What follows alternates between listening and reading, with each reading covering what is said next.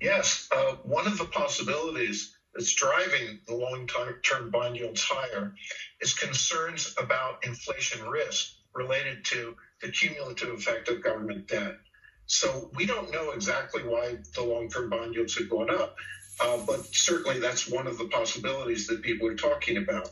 And that's related to this concept of fiscal dominance that you mentioned, the possibility that the cumulative effect of deficits will cause money printing to result from the unwillingness of people to continue to bear increasing amounts of government debt, which forces the Fed to step in and purchase the debt that is effectively printing money. Yeah, you have a great piece for the St. Louis Fed if people want to read more about this, but you said a couple of the things to watch out for if we're entering this period is, for instance, a failed government bond auction. You know, there is some yield at which they might say, we don't really want to go at these rates. Now, it's probably not 5%. Maybe it's 7 or 10 or 20. I don't know what that number is. I don't know if there's any speculation about what that number is.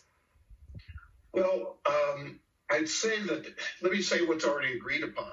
If you read the February Treasury Department report, they already recognized that current planned deficits based on entitlements and other planned expenditures are already putting us in an unsustainable situation, which means that there's no interest rate at which we can sustain those deficits going forward. So it's really not a question of what the interest rate's going to be, but at some point, people will recognize that at no interest rate will they be willing to accept further government debt issues. And at that point, you have, as you pointed out, some kind of failure of the bond auction.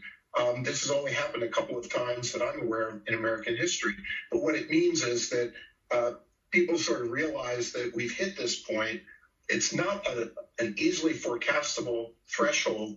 Economists can't tell you exactly where it is, but we know that if we don't do something, here's what's absolutely agreed upon. If we don't do something about the cumulative deficits that are being forecasted based on our entitlement programs, we will hit that point, and that will lead to some sort of convulsion in the bond market, followed by a very big increase in inflation. Yes, because the only real options at that point are kind of